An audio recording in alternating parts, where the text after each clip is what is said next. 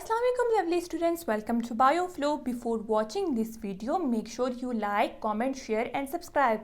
lovely students, आज हम discuss करने वाले हैं एक वायरल इन्फेक्शन जिसको हम क्या कहते हैं, हर्पीज सिम्प्लेक्स।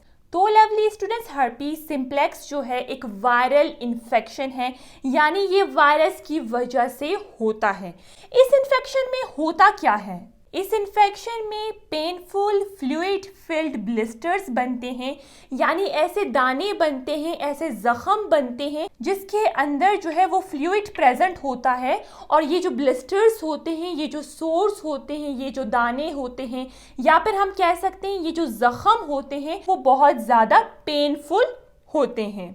अब लवली स्टूडेंट्स, ये जो पेनफुल फ्लूइड फिल्ड ब्लिस्टर्स है ये कहाँ पे प्रेजेंट होते हैं, ये कहाँ पे बनते हैं? ये स्किन के ऊपर जो है बनते हैं। लवली स्टूडेंट्स, ब्लिस्टर के अपीयर होने से पहले या फिर ब्लिस्टर के बनने से पहले उस जगह जहाँ पे ये ब्लिस्टर बनते हैं उस जगह में जलन होती है, यानी बर्निंग सेंसेशन होता है, और ईचिंग, उस जगह में बहुत सख्त किस्म की खारिश भी होती है। लवली स्टूडेंट्स, अगर हम कॉजेटिव एजेंट की बात करें कि ये जो हर्पीज सिम्प्लेक्स है जो एक वायरल इन्फेक्शन है जिसको हम हर्पीज भी कह सकते हैं, इसका कॉजेटिव एजेंट कौन सा है या फिर ये किसकी वजह से होता है? तो लवली स्टूडेंट्स, ये एक वायरस की वजह से होता है और उस वायरस के दो टाइप्स हैं। तो लवली स्टूडेंट्स, आप देख सकते हर्पीज सिम्प्लेक्स वायरस, जिसको शॉर्ट में हम HSV कहते हैं, हर्पीज सिम्प्लेक्स वायरस टाइप 1, और lovely students herpes simplex virus type 2 जो है जिसको शॉर्ट में हम HSV2 कहते हैं। तो लवली स्टूडेंट्स, इन दोनों वायरस की वजह से हर्पीज जैसी बीमारी होती है। तो लवली स्टूडेंट्स, ये जो हर्पीज है जिसको हम हर्पीज सिम्प्लेक्स कह सकते हैं, जो एक वायरल इन्फेक्शन होता है, उसके दो इंपॉर्टेंट टाइप्स है। टाइप नंबर 1 को हम कहते हैं ऑरल हर्पीज और टाइप नंबर 2 को हम कहते हैं जेनिटल हर्पीज। तो लवली स्टूडेंट्स, अगर हम टाइप 1 को डिस्कस करें जो है ऑरल हर्पीज, तो lovely students oral herpes as the name indicate, ये ऑरल कैविटी के अराउंड जो है ये ब्लिस्टर्स, ये जो दाने होते हैं, ये जो जख्म होता है जिसमें फ्लूइड जो है वो भरा होता है और ये बहुत ज़्यादा पेनफुल होता है, ये कहाँ पे बनता है? ये जो है अराउंड ओरल कैविटी या फिर हम कह सकते हैं माउथ के अराउंड, यानी मुंह के अराउंड जो है ये ब्लिस्टर्स बनते हैं। और याद रहे लवली स्टूडेंट्स, बहुत ही ज़्यादा इंपॉर्टेंट पॉइंट, ये जो ओरल हर्पीज है वो कौन से वायरस की वजह से होता है? हर्पीज सिम्प्लेक्स वायरस की वजह से होता है। और जिस तरह लवली स्टूडेंट्स मैंने आपको बताया कि हर्पीज सिम्प्लेक्स के दो टाइप्स होते हैं, टाइप 1 एंड टाइप 2। तो लवली स्टूडेंट्स, ये HSV यानी हर्पीज सिम्प्लेक्स वायरस टाइप 1 के थ्रू जो है ओरल हर्पीज जो है वो होता है।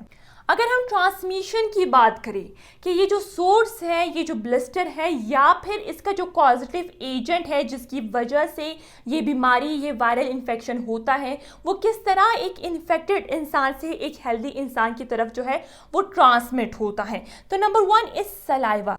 सलाइवा जिसको हम उर्दू में थूक कहते हैं। तो लवली स्टूडेंट्स, ये सलाइवा के थ्रू जो है एक इन्फेक्टेड इंसान से एक हेल्दी इंसान की तरफ जो है वो ट्रांसमिट हो सकता है। सेकंड जो है वो फिजिकल कांटेक्ट विद सोर्स। इसका मतलब क्या है लवली स्टूडेंट्स? इसका मतलब ये है अगर किसी हेल्दी इंसान ने किसी इन्फेक्टेड इंसान के सोर्स या फिर ब्लिस्टर को टच किया तो लवली स्टूडेंट्स उस हेल्दी इंसान को भी ओरल हर्पीज हो सकता है, यानी फिजिकल टच के थ्रू जो है ये वायरस जो है वो ट्रांसमिट हो सकता है।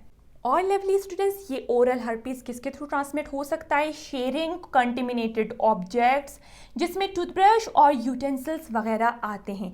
फॉर एग्जांपल, अगर किसी हेल्दी इंसान ने किसी इन्फेक्टेड इंसान का टूथब्रश यूज़ किया तो उसके थ्रू जो है ये वायरस जो है वो ट्रांसमिट हो सकता है उस हेल्दी इंसान की तरफ। और किचन यूटेंसिल्स, अगर किसी इन्फेक्टेड इंसान ने किसी ग्लास में जो है वो पानी पी लिया और एट द सेम टाइम एक हेल्दी इंसान ने भी उस ग्लास में पानी पी लिया तो लवली स्टूडेंट्स ये जो वायरस है वो ट्रांसमिट हो सकता है। लवली स्टूडेंट्स, अगर हम सिम्टम्स की बात करेंगे तो नंबर 1 है फीवर, यानी बुखार होता है। ब्लिस्टर्स यानी दाने बनते हैं जिसमें फ्लूइड होता है। और लवली स्टूडेंट्स, ये ब्लिस्टर जो है वो माउथ के अराउंड, वो लिप्स के ऊपर और वो टंग के ऊपर यानी ज़बान के ऊपर भी वो ब्लिस्टर्स आ सकते हैं। आप देख सकते हैं लवली स्टूडेंट्स। और क्या होता है ऑरल हर्पीस में? इन्फ्लेमेशन इन लिम्फ नोड्स, यानी लिम्फ नोड्स में जो है इन्फ्लेमेशन होती है, स्वेलिंग होती है।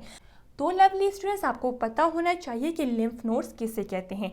लिम्फ नोड्स जो होते हैं वो स्मॉल बीन लाइक स्ट्रक्चर्स होते हैं जो बॉडी के डिफरेंट रीजन्स पर प्रेजेंट होते हैं। वो नेक वाले रीजन यानी गर्दन में प्रेजेंट होते हैं, आर्मपिट यानी बगल में प्रेजेंट होते हैं।